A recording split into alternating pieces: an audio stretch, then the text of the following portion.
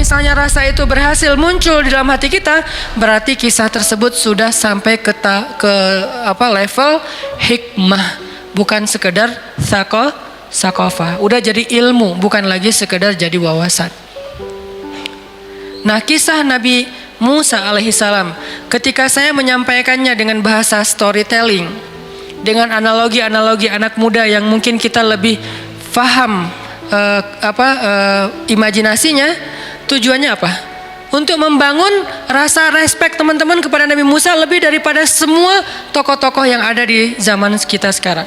Baik itu tokoh entertain kayak pemain film, atau musisi, atau pemain bola, atau pemain basket, atau anak street kayak pemain surfing, pemain BMX, pemain skateboard. Siapapun yang keren-keren, kita masih lebih respect kepada Nabi Musa alaihissalam. Kenapa?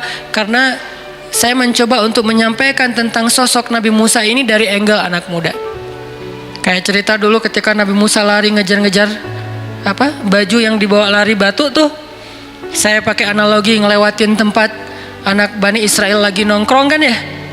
Kalau bahasa hadis, fina dil kaum, di tempat kumpul orang-orang Bani Israel. Tempat kumpul orang-orang Bani Israel, coba kita translate, kita terjemahin dalam dunia anak muda. Tempat nongkrong kita di mana? Kafe, apalagi tempat main, kemudian di mall kalau buat cewek-cewek mungkin sebagiannya, atau di apalagi di kampus, di apapun lah, di tempat olahraga kayak gitu. Maka ketika Nabi Musa lari, saya menganalogikan tempat ketemu atau kumpulnya anak muda Bani Israel versi zaman sekarang, lewat skatepark, kemudian lewat tempat futsal, kemudian lewat tempat anak-anak muda nongkrong, kafe-kafe Bani Israel gitu. Nabi Musa lari dengan gagahnya. Lari yang gagah versi anak muda, parkur. Salah satunya ya, kan banyak mazhab lari nih. Ada yang maraton, ada yang apa segala macam lah. Mungkin salah satu yang agak-agak ngetrik, parkur lah ya. Jadi saya ambil analogi yang buat anak muda itu keren.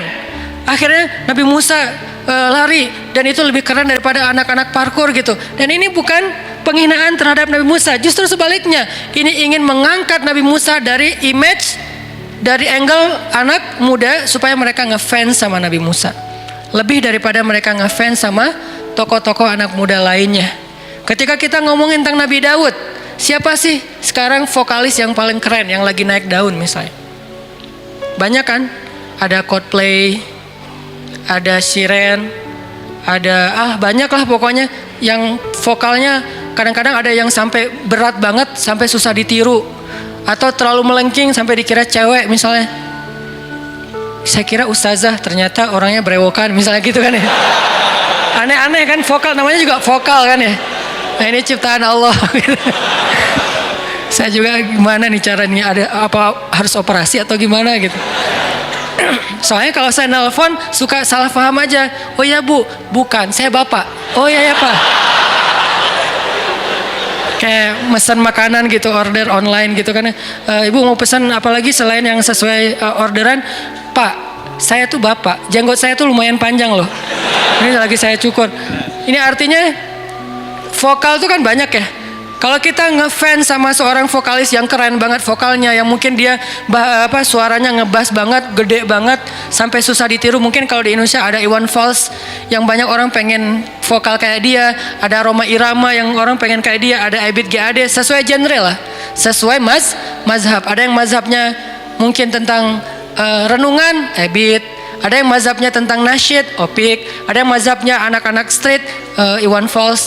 Ada yang mazhabnya mungkin, kalau saya mungkin agak dulu seneng ngikutinnya kayak Ari Lasso gitu, yang agak-agak mirip gitu kan. Mirip dari sebelah mana Ustaz? Kalau recordernya rusak baru mirip. Artinya siapa sih yang diantara vokalis yang kita ngefans banget? Daud lebih keren dari itu. Makanya saya bilang vokalis legend, vokalis terbaik. Ini adalah terjemah anak muda. Ini storytelling. Gimana cara kita menyuguhkan sebuah kisah yang goalsnya adalah memunculkan rasa di dalam hati kita, bukan sekedar tahu. Kalau saya menyampaikan kisah para anbiya tanpa pakai imajinasi youth, imajinasi anak muda, nggak pakai konsep storytelling, teman-teman mungkin tetap tahu tentang dunia para anbiya, tapi tidak muncul rasa. Kayak kita banget ya. Pas cerita tentang Sayyidah Aisyah, kalau saya bilang Aisyah itu anaknya luar biasa, jadi kayak ngomongin teman yang keren gitu. Tapi kalau saya bilang Aisyah itu adalah perempuan, kesannya kayak udah tua, padahal Aisyah seorang perempuan yang masih muda. Ini cara storytelling supaya muncul rasa. Moral of the story-nya apa teman-teman? Kalau kita baca atau mendengar atau menelaah kisah-kisah keren yang ada di Al-Quran dan hadis, ataupun sirah, ataupun hayatus sahabah, coba imajinasikan sampai muncul rasa ngefans kita dengan mereka. Kalau belum ngefans, berarti itu baru sekedar menjadi wawasan. Berapa banyak orang gara-gara nonton film Hollywood, dia pengen jadi seperti aktor Hollywood. Berapa banyak orang gara-gara nonton bola, dia pengen jadi seperti pemain yang terkenal di antara pemain bola. Sampai pengen ketemu lah, pengen dapat tanda tangan. Ada cewek-cewek yang bahkan nangis sekedar dapat tanda tangan dari misalnya seorang pemain bola Inggris yang keren gitu. Pas dikasih tanda tangan dia nangis dan terus kayak seharian shock gitu. Kenapa bisa dapat rasa itu? Karena berhasil disuguhkan dengan imajinasi ataupun dengan image yang bagus. Nah, sekarang yang kurang dari cerita-cerita Al-Quran dan cerita Nabi di dalam sirah, kita nggak bisa menyuguhkannya dengan konsep storytelling yang baik, sehingga orang kayak boring dengerin kisah-kisah yang luar biasa ini. Padahal kisahnya lebih menarik, kisahnya lebih baik lagi, lebih banyak pelajarannya. Cuman karena dikisahkan dengan bahasa riwayat, dan kita bukan seorang penuntut ilmu yang pengen jadi ulama besar, sehingga bukan riwayat buat kita yang paling penting, tapi bagaimana kisah itu disuguhkan supaya menarik buat kita. Kalau dia seorang ulama, calon ulama, memang dia butuh pengetahuan tentang riwayat. Dari mana kisah ini, siapa yang menyampaikan, kamu dapat dari siapa, yang ini dapat dari siapa, yang itu dapat dari siapa, dari panjang kan. Tapi kan kita bukan mencari itu. Selama ini adalah kisah yang benar, riwayatnya bukan palsu. Kalaupun dhaif, sebagian ulama masih membolehkan, yang pasti bukan palsu, maka tidak perlu kita juga terlalu panjang menyampaikan riwayatnya, cukup adegannya saja.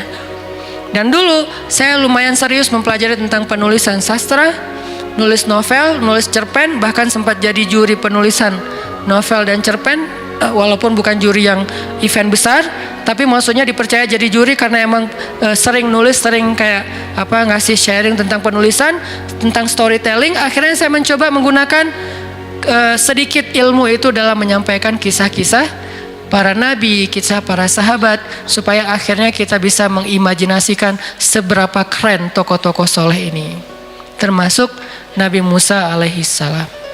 Oke, kita coba lihat di dalam surat Al-Qasas. Coba teman-teman buka aplikasi Al-Quran, surat Al-Qasas, surat 28 dari ayat 14 sampai ayat 28. Ini adalah adegan yang ada di dalam ayat 14 sampai ayat 28. Yang mau kita ambil hikmahnya di dalam adegan yang panjang ini adalah berapa kali Nabi Musa berdoa. Ya, di setiap adegan Nabi Musa berdoa. Walaupun doa Nabi Musa nggak panjang, tapi ini kan salah satu karakter Al-Quran itu kan mengangkat hanya cuplikan-cuplikan adegan, tidak mengangkat kisah utuhnya. Karena tidak penting untuk menyampaikan sebuah alur cerita, yang penting mau menyampaikan sebuah pelajaran. Nah, cuplikannya adalah Nabi Musa berdoa. Dan ini artinya di setiap masalah Nabi Musa selalu meminta kepada Allah Subhanahu wa taala. Jadi benar banget sebuah ungkapan bahwa doa itu adalah senjata orang yang beriman. Bisa dibilang orang yang beriman kalau benar-benar yakin kepada Allah, namanya orang beriman berarti benar-benar yakin kepada Allah. Buat dia lebih penting doa daripada semua apapun. Lebih penting doa daripada uang. Walaupun uang kita butuhkan.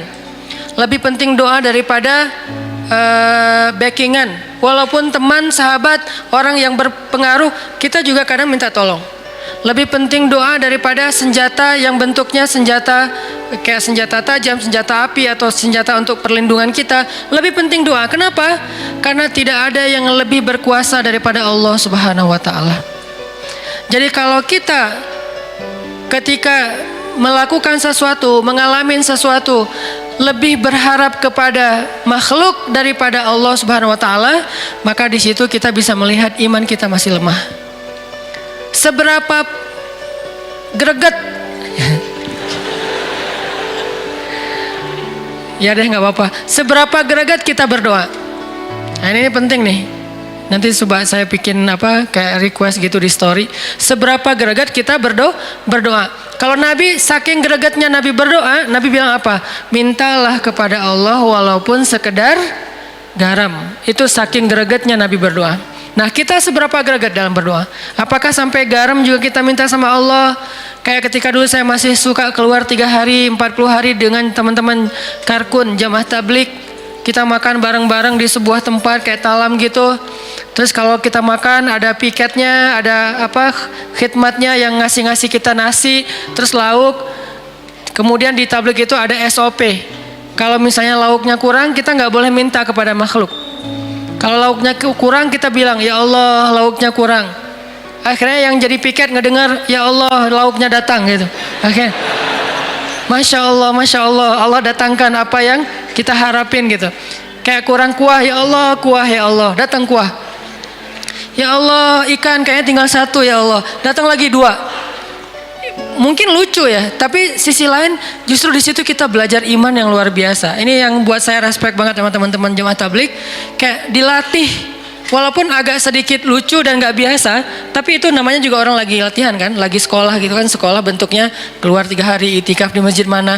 Nah karena lagi latihan, walaupun lucu ya kita jalanin, tapi tanpa kita sadari ada rasa iman yang muncul, sehingga ada masalah dikit, ya Allah, ada masalah sedikit, ya Allah, panggillah Allah lebih sering daripada kita panggil apapun, karena tidak ada nama yang ketika disebut lebih bermanfaat, lebih banyak mendatangkan kebaikan daripada nama Allah Subhanahu wa ta'ala. Sehingga Nabi mengatakan segala sesuatu yang disebut dengan nama Allah, maka Allah titipkan di dalamnya kebaikan, keberkahan. Dan segala sesuatu yang tidak dimulai dengan nama Allah, Allah cabut kebaikan atau keberkahan darinya. Sehingga di awal kita bilang Alhamdulillah, di tengah kita bilang Masya Allah, Subhanallah, la haula wala quwata illa billah, hasbiyallah, banyak kalimat di tengah. Di akhir kita bilang Alhamdulillah. Inilah kalimat yang selalu ada kata Allahnya di dalam. Allah, Rabbi, Ilahi, Maulaya atau Maulana dan seterusnya. Ini adalah kalimat-kalimat yang menunjukkan seseorang itu sangat mengandalkan Allah Subhanahu wa taala dan dia percaya itu lebih penting dari apapun. Sehingga ungkapan doa adalah senjata orang yang beriman. Ini artinya buat orang yang beriman doa itu segalanya. Kayak orang kalau jalan ke tengah-tengah hutan dan dia bawa senjata, dia merasa tenang. Kita pergi ke hutan, kita bawa senjata, mau binatang buas, mau perampok, cuman yang jurik doang nggak bisa ditembak ya.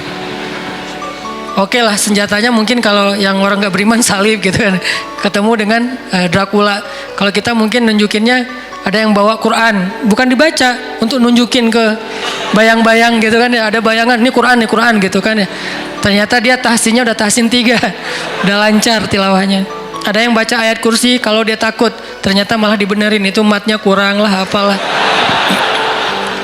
Artinya kalau kita jalan ke hutan, kita kayak lagi camping, kita kalau lagi kemana bawa senjata, senjatanya bisa apa aja, sesuatu yang kita andalkan lah. Kayak kita keluar negeri bawa uang, bawa paspor, bawa kartu debit atau kartu kredit, bawa uang cash. Itu kan kayak tenang. Handphone satu lagi yang penting.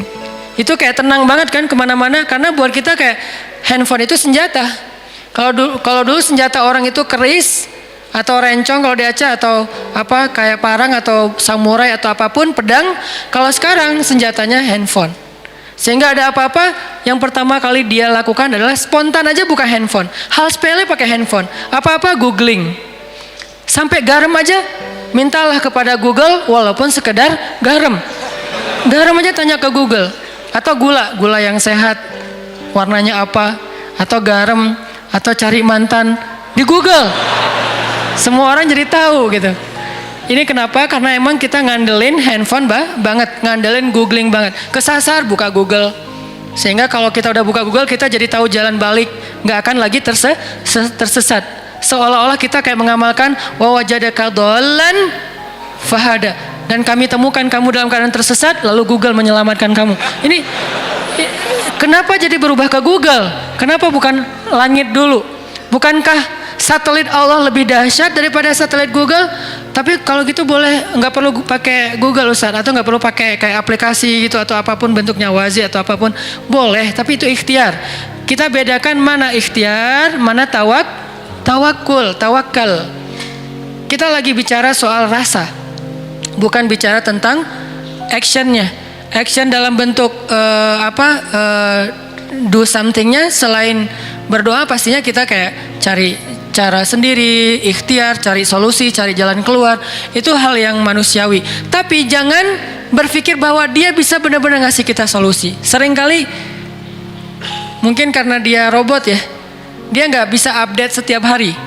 Misalnya saya pernah jalan nih, pakai aplikasi kayak map gitu kan, jalan. Cari jalan yang jalan pintas karena kayaknya agak-agak rame, nggak macet sih, cuman rame. Ada jalan pintas nggak? Set gitu. Dikasih tahu kalau mau jalan pintas lebih hemat 10 menit belok kiri. Pas dilihat, oh ya sepi. Ternyata kenapa sepi? Nggak ada mobil di situ, lagi ada pengantenan. Dan jalan ditutup. Dan dia nggak tahu kalau jalan itu ditutup gara-gara ada orang yang bikin acara walimahan di jalan. Kalau di kampung-kampung kan walimahan gitu kan di jalan kan, di gang gitu. Ternyata pas kita sampai udah masuk sekitar setengah jam, jalan ditutup. Balik lagi, akhirnya telat 1 jam.